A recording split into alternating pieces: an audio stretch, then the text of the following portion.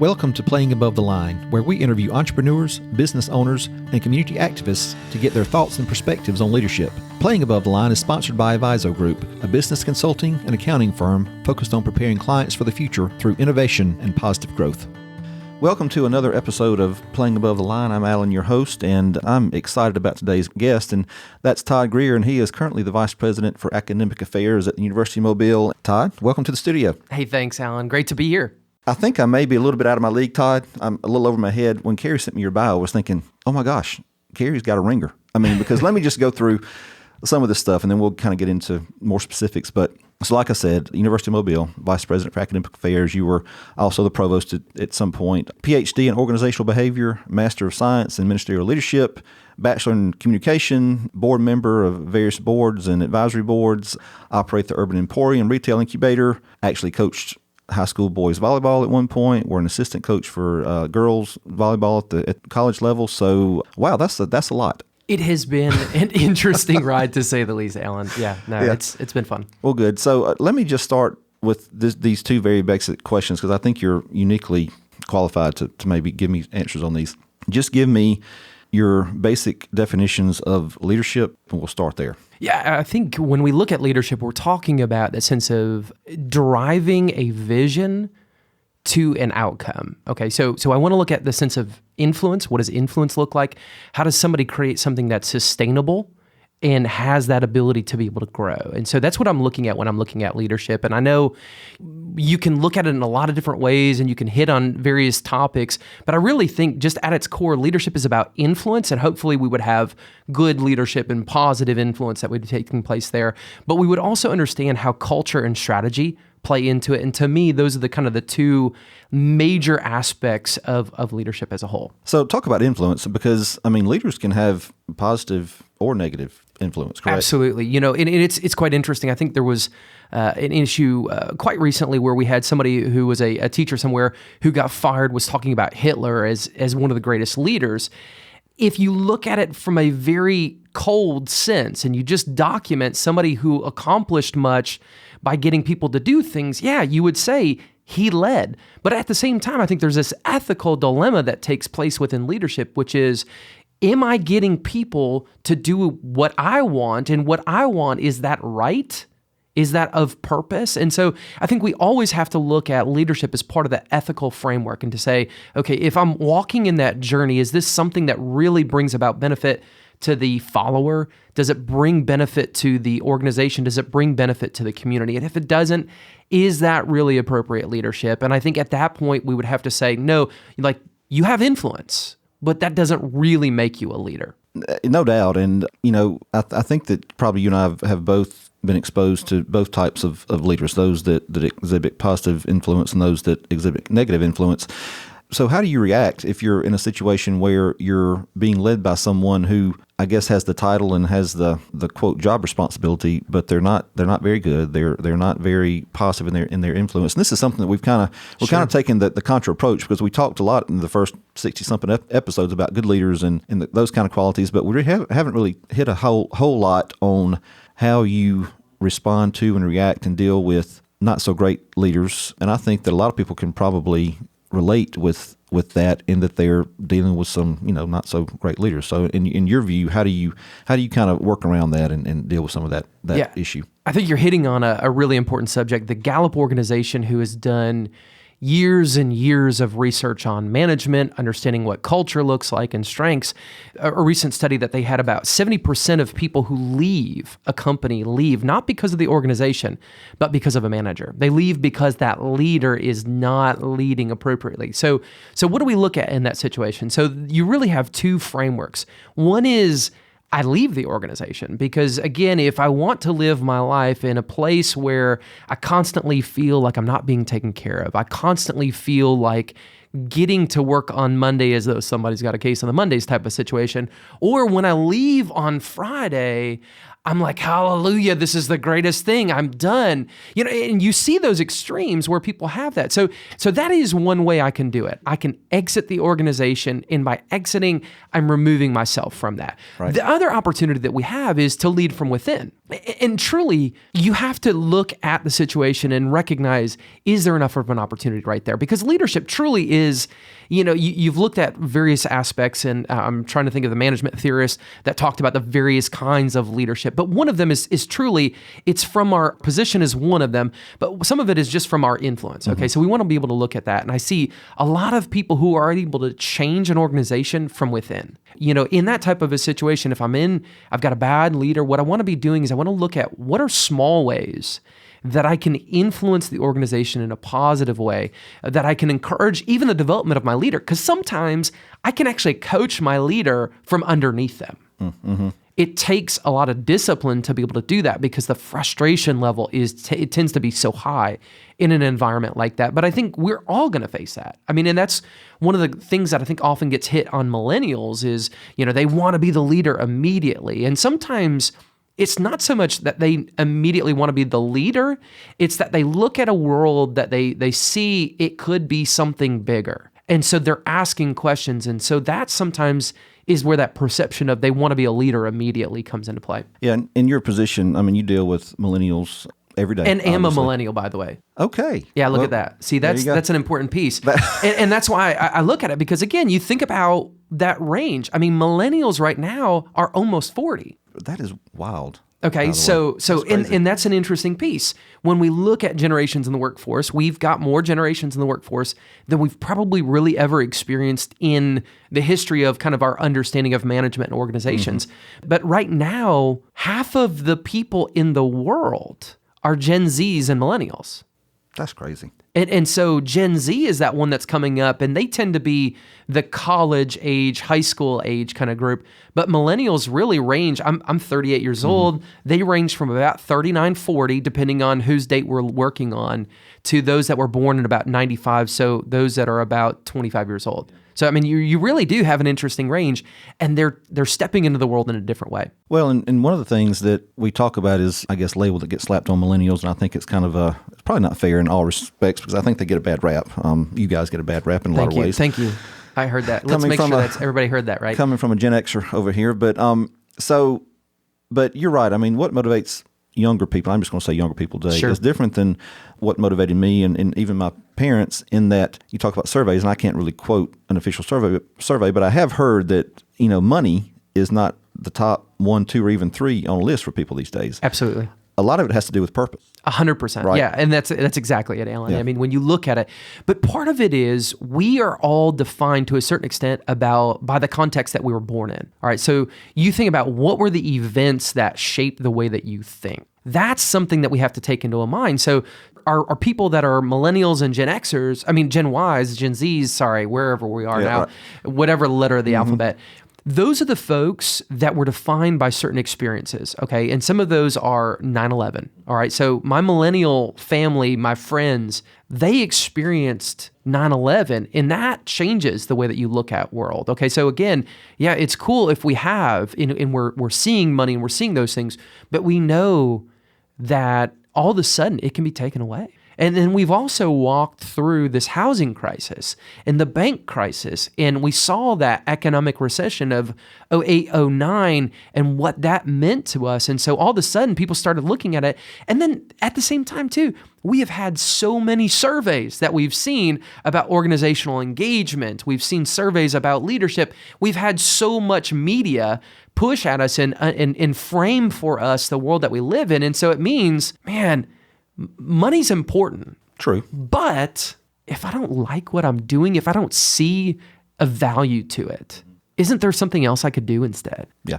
Well, and Johnny and I were talking before, Editor Johnny before came in about passion, and he was telling a story about a friend of his that really had a passion for music and actually turned it into a career. And so how does one go about identifying that passion and monetize it? It's one thing to have a passion for something, but it's another thing to be able to actually capitalize on it and make a living. So, how do you have any advice for folks out there on how to do that, or if they're searching for what their passion is? How do you identify that? I went in to do a career development session with an 8th grade class, and this kid said to me, he said, "Look, I want to be a football player." I was like, "Cool. who doesn't want to be a football player? I mean, like we have so many things that we see, like, I want to be a football player. That's great. And I looked at him, and let me say that he was not the biggest kid, Alan. He was not the biggest kid I'd ever seen. So I asked him, I said, okay, passion's really important. You have a passion for football. That's really cool. But let's talk about a couple things. So one, I always want to look at your knowledge, skills, and ability. All right, KSA, all right? What's your KSAs? Do you have knowledge around it? Do you have skills around it? Do you have abilities that set you apart that allow that to go? Okay, so we'll get to that in just a second. And then I always look at that third side, which is, what has your experience been and what do future opportunities look like? Okay, because we know we can kind of measure and understand. Bureau of Labor Statistics has all this information about where's the future going, what are the opportunities, how do we play into that? And we also know some of it is just, it's guessing because we don't know, we didn't know that podcasting was going to be a big deal 10 years ago. We had some people who were in that cusp and they were doing some cool things, but it was more of a fad at the time, we felt like, rather than something that was sustainable. I mean, now it's competing with radio. All right, so I look at those kinds of things. So how do I understand my passion? My passion is something I wake up in the morning, and when I know I'm going to be doing that thing, I'm driven. I'm driven to know that I have purpose for that day. It's something that I want to do. But at the same time, can I make my passion my job? Sometimes I shouldn't, because then it'll stop being my passion. You've heard stories about the baker, somebody who, oh, I love to bake cakes.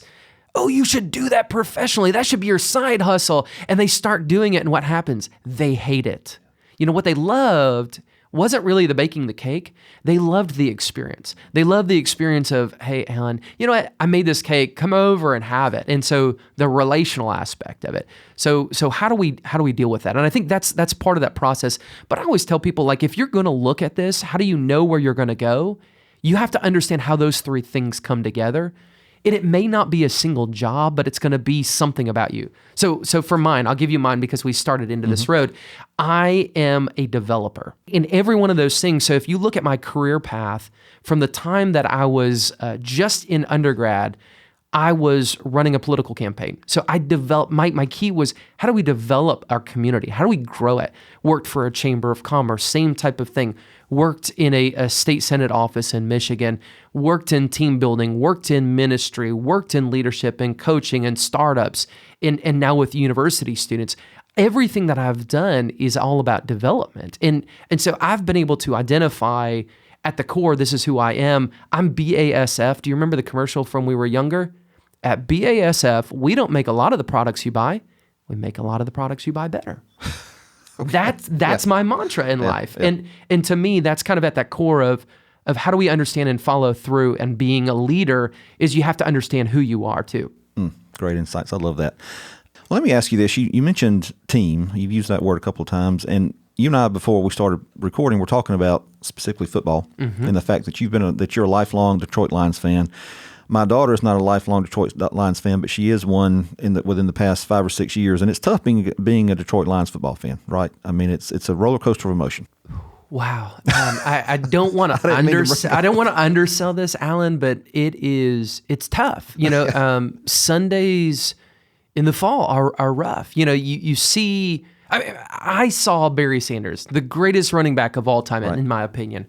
I saw Calvin Johnson, the greatest wide receiver. Yes. Physical specimen of all time, and they retired at 30 and 31. So you think about that, Tom Brady is going to be 43, I think, when he starts playing this next year, and they retired at the peak of their career. So yeah, I mean, it's tough. I'm not crying over here. It's good that this is a podcast and it's not being videoed. But it's hard, yes. Well, and so she can commiserate with you, and sure. And as an Auburn fan, I kind of can too, but not on the same level. So this is where I'm going with this. Okay, yeah.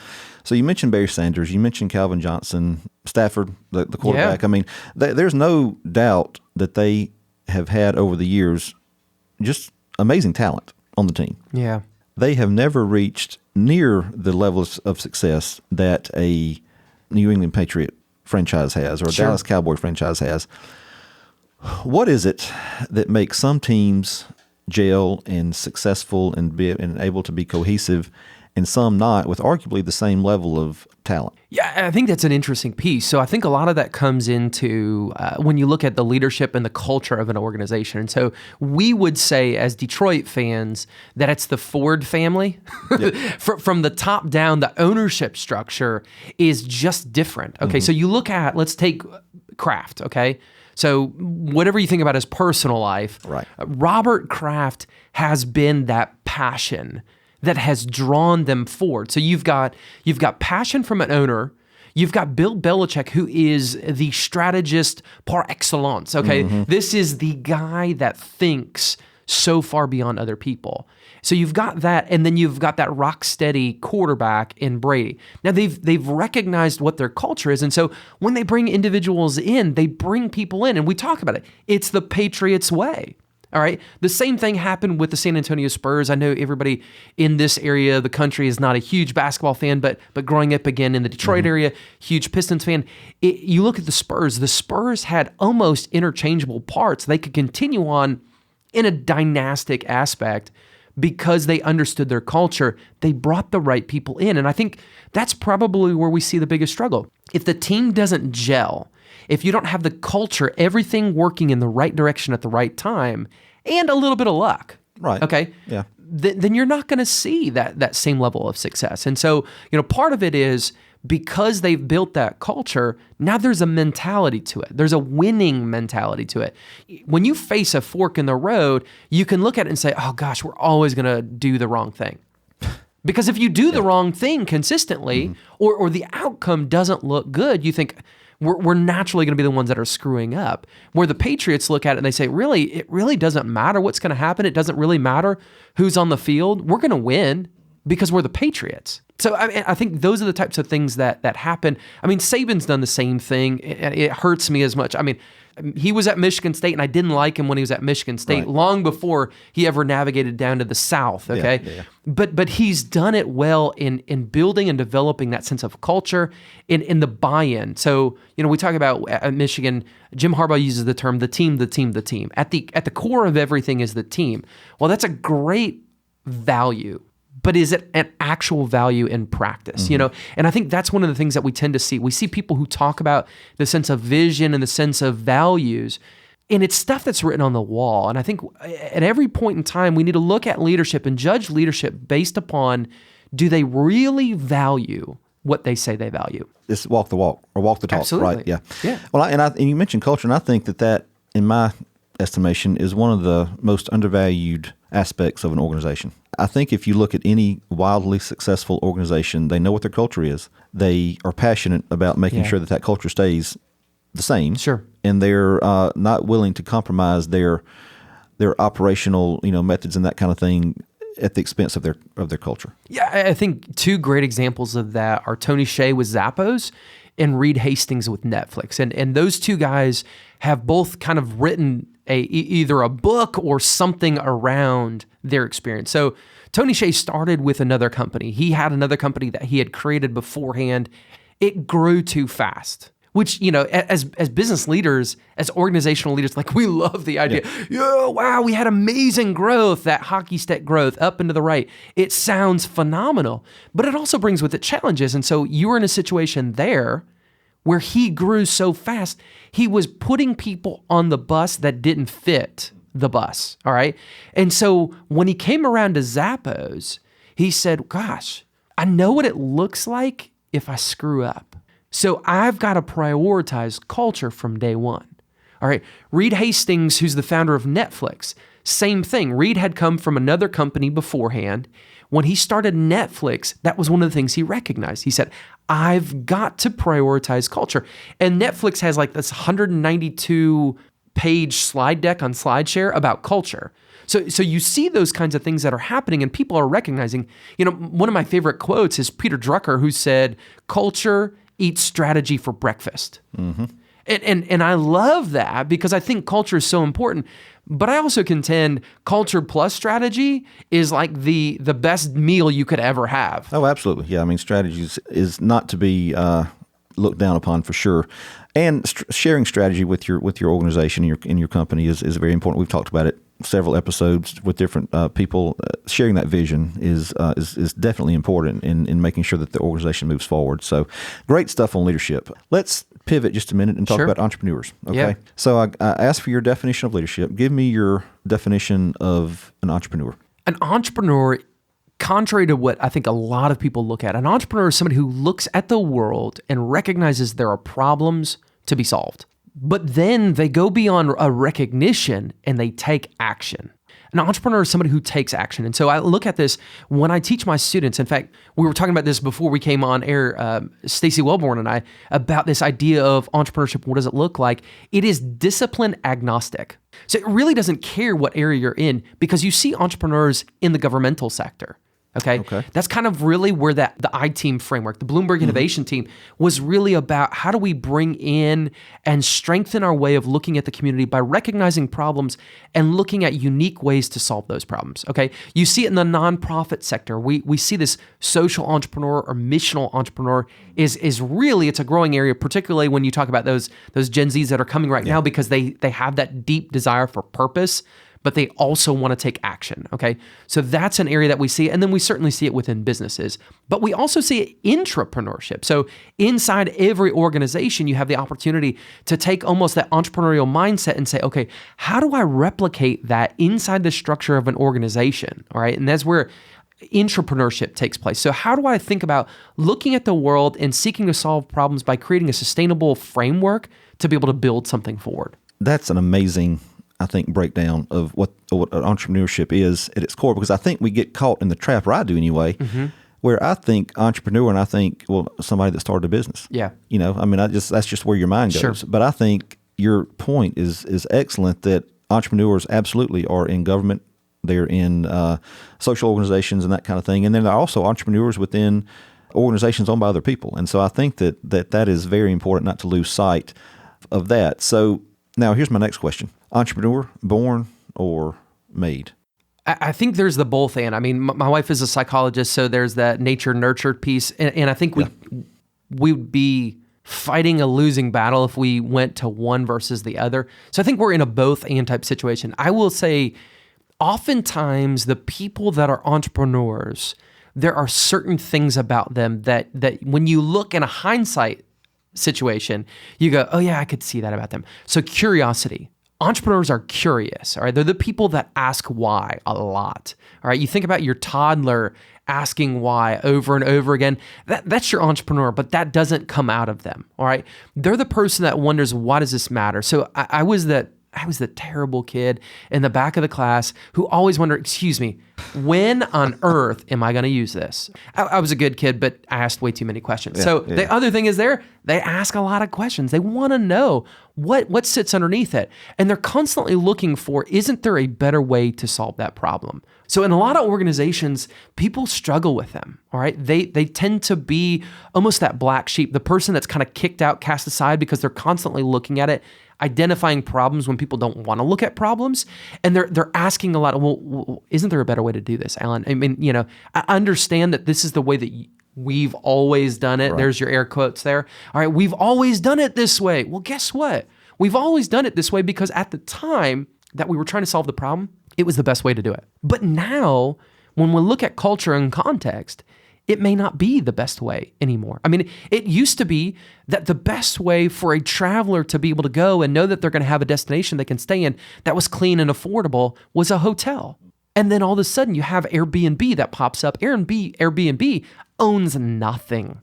And yet through intermediation, a form of revenue stream, they're able to provide a different opportunity. I mean, you can look at case by case by case. You know, it used to be that the horse was the best way to travel, until we were able to create an automotive engine that actually was something that was safe and reliable. You mentioned entrepreneurs. Sometimes people don't know how to handle them, especially in an organization. If you have someone with that entrepreneurial mindset that's part of your team, can they be harder to, harder to manage or harder to lead? I mean, and how do you go about doing that? Yeah, they're definitely harder to manage. Yeah. Okay, they're definitely harder to manage. So unless you're an entrepreneur and you see another entrepreneur, then you understand it because you see a kinship, okay? But I think for most people, what it comes down to is they look at that and there's frustration that occurs, okay? And that frustration actually happens on both sides of that management relationship because the person being managed looks at it and says, you can't manage me, all right? So first, let me take your box and shove it, all right? And then the person that's the manager says, well, listen, I'm asking you to do something and I need replicable, okay? I want to be able to know when I give you this, I'm going to know what that outcome looks like. But you might break it and turn it 6 different ways before you come back with something. And yeah, it might be better, but I need something that I know when I give you this is what it's going to look like. All right. So what I always look at when I talk to folks about how do you manage an entrepreneur, I look at give them something where they have a little bit of autonomy. It doesn't have to be a huge piece, but if you give an entrepreneur a place that they can feel like they're making a mark on something, they're able to kind of recognize a problem and have a little bit of autonomy so that they can be able to kind of run with it a little bit and see they're going to be that person that blows your mind. Okay. But they need to have enough kind of constraints to say, yeah, here's the time bound nature of it. All right. Here's the resources that you have allocated to you. But other than that, go forth, go have fun. And that's where I think we have to get into that. Now, that doesn't mean that's 100% of their job. That might be a 5% of their job piece. And you saw like Google did their 20% rule for a long time where they said, look, 4 out of 5 days, you're focused on the thing that we give you. But on that 5th day or an equivalent of that from a time perspective, go solve a problem. Because we think when you bring that problem-solving skill set back to your work, there's going to be a great opportunity. And through that, things like Gmail were created. I think maybe AdWords might have been something that came out of it. Okay. So they've had incredibly profitable things that have been adjacent to their current business that have come from that. And I think that's where we have to look at it is when we manage entrepreneurs, when we lead others that really have that entrepreneurial mindset, we have to give them enough room to be able to work, but at the same time with constraints. I cannot agree more. And I think as numbers-minded business people, sometimes we see that kind of program or that kind of, freedom or whatever you want to call it as a sunk cost and maybe just something that's that we can't afford to do. But I mean, just think about the exponential value that kind of thing brings to an organization. And I think that's a great point. Yeah, I think if you look at the context, a quick way to be able to look at that is when we live in a stock market world that is built on immediate outcomes. So I want to have a great quarterly dividend. All right. And that's how we judge a stock's value now, as opposed to looking at, and this is a Warren Buffett mindset of, I want to look at the long term. I want to look at that long term. And I want to, when I invest in something, I don't want to think about, I'm going to do a day trading kind of a world, a mindset. But I think that's part of where we live in from a management standpoint is we're looking at almost like that day trader mindset where how can I take with the smallest amount of resources, get the most out of it? Well, guess what? You're never going to get exponential growth out of that. And so what we have to look at is to say, okay, if I do this, am I okay with how it may disrupt my current way of doing things? Okay, because if you let loose an entrepreneur, there are going to be times that they want to kill the organization. Yeah. All right. But you look at folks around that entrepreneurship, intrapreneurship space, that's one of the things they say is you have to be okay with killing the company. But in killing the company, you may reinvent a company that's 10 times better than what you had before. Wow. Yeah. Totally different mindset, but I would submit to you that is, folks listening to this, you need to pick up what he's laying down because that's great. I do need to ask you a couple of things. So one of the things that you said was important to you was leading and coaching and mentoring and that kind of thing. So number one, why is it so important, do you think, for people to have mentors or to be a mentor? And then I know that one of the people that you admire and said is a mentor to you is Toby Osborne. So please talk about that a little bit and what he's meant to you. I think at the outset, when we talk about mentoring, we have to have a recognition that we, even in our greatest moments, can't pull ourselves up by our bootstraps and solve every problem. There's a great quote by Ralph Waldo Emerson. He says, "Be ye an opener of doors." All right, you stop and you think about that for just a moment. What that says is I don't have to push somebody through. I don't have to carry them through. But my role, my job in life is to open doors for other people. Okay, and so sometimes that's simply helping somebody that's further behind you on that journey to say, look, I've walked a little bit further in that journey. let me give you a little bit of structure. Okay. It's not always advice. It's not always I'm going to fix things for you. It's not always I'm going to be your ongoing mentor day by day, but I'm going to give you enough structure that you understand, hey, this is the door you should take. All right. So that's a really important thing. And Frances Hesselbein, who's considered one of the greatest leaders in the last 100 years, she's 104 years old right now, former Girl Scout of America CEO, Presidential Medal of Freedom winner. She was one, I had an opportunity to interview her, and that's what she said to me, Alan. She's like, Todd, I said, because I asked her, I said, why would you allow me, a nobody, to interview you? Yeah. I mean, Peter Drucker called her the best leader, regardless of organization. And I was like, wow. Why would you let me interview you? And she said, because I see something in you, and I want to open a door. And so that's the mantra that I've taken back as I look at everybody that I get a chance to. If I see something in somebody, I want to open a door for them. All right. So Toby was he was my boss when I first got into higher ed. So go back, almost 2 decades ago type of a situation. And this was a guy who believed in me and thought that I had potential. I believed in myself and thought I had potential, but the external validation of a leader who said, there's something special in you. And then for him, not only said there's something special, but helped walk that walk and walked the talk so that I could see, what does this look like? Well, I had an opportunity, and this is where it's really cool.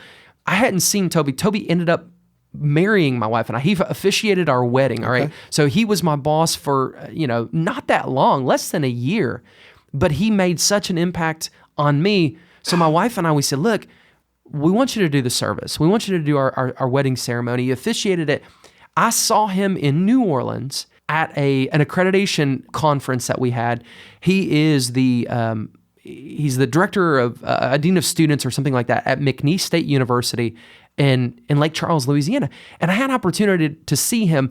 And what was special about it is we hadn't seen each other in 14 years, but just like that, we picked right up. And I saw the reason why he has made such an impact in my life is because he was able to pour into his people. For him, leading was not about a position. It wasn't about power. It wasn't about prestige. It was about how does he pour into people who can multiply the impact of work. And so that's one of those things when I look at it, going back to the first question, what is leadership? Leadership to me is it's the multiplication. How do we multiply our efforts to be able to accomplish more than any of us as individuals could ever accomplish? I can't really think of a better way to end the section on leadership and entrepreneurship with that, because that is absolutely, I think, spot on, and I appreciate that. I know you read a lot, yes. So and you've already mentioned several books, but if you could just recommend or mention maybe the book that if anyone listening needs to read, this is where you need to go, what would that be? The thing that kills me is I knew you were going to ask that, and I struggled so much. And this is the hard piece because I read so much.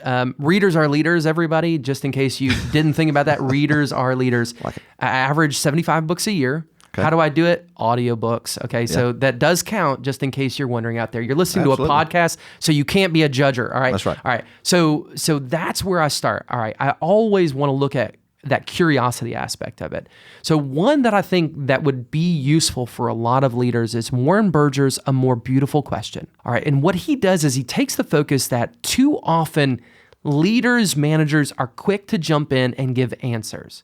If you constantly give your people answers, all that you do is drive them to keep coming back to you. And so what he says is your job as a leader, as a good manager, is to be able to have that question that provokes the thought process in that individual that's going to help them to be able to answer that question themselves.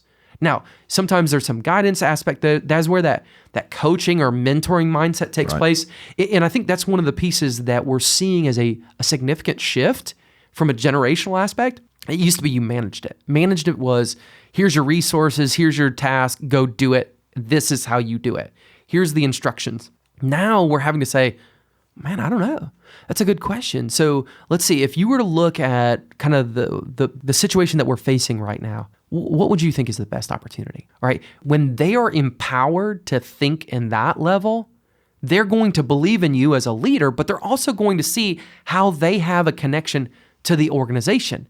And that's the other piece. We want to connect people to organizations. If we can find organizational commitment, we're going to reduce turnover. And turnover is expensive, folks. We're going to reduce that point at which they don't interact with me as a manager except for when they need resources. They're going to look at it and they're going to think of ideas that go beyond even our current confines right now, and they're going to be able to move us forward. So that's probably a book that I would say is not something that would be on most people's radar, but is incredibly valuable as a book. Outstanding. Love it. Thank you for that. Last question. So your friend of mine, Johnny Gwynn, in addition to owning Deep Fried Studios and being in the Container Yard, he has a T-shirt company, apparel company called Deep Fried Threads. Okay, designs T-shirts. So if Johnny was going to design a T-shirt for you that had one word on it that you had to wear for every day for a year, developer. You heard me say it already. That if I had one word, that would be it. And I think part of that is that thought-provoking piece. Because again, most people would go, "Oh, are you a software developer? Are you a programmer? Is that what you are?" No. My job is literally to help you on that journey. Well, Carrie, I knew that you brought a ringer, and you did. I mean, Todd, this has been outstanding. Thank you so much for coming. I'm going to make Johnny send me the raw video so I can go back and listen today because there's all kind of good stuff that I got to go back and pick up. So thanks for that. I appreciate it. Thank you for what you guys are doing. I appreciate this. Todd, I know you got a lot going on, but if folks want to learn more about University of Mobile, they can go to www.umobile.edu, and we'll also link your other social media things, both personal and business, in the show notes. Awesome. Thanks. We hope you enjoyed today's episode, and if you did, be sure to rate, review, and subscribe on iTunes and Spotify. It definitely helps us in the ratings, and it also makes it easier for other folks to find the podcast. As always, a big thanks to producer Carrie Wolf and editor Johnny Gwynn. Playing Above the Line is sponsored by Aviso Group. If you want to know more about who we are and what we do, you can visit our website at avisogroup.com. That's AVIZO group.com. You can also check us out on Instagram, Twitter, and Facebook. Thanks for listening.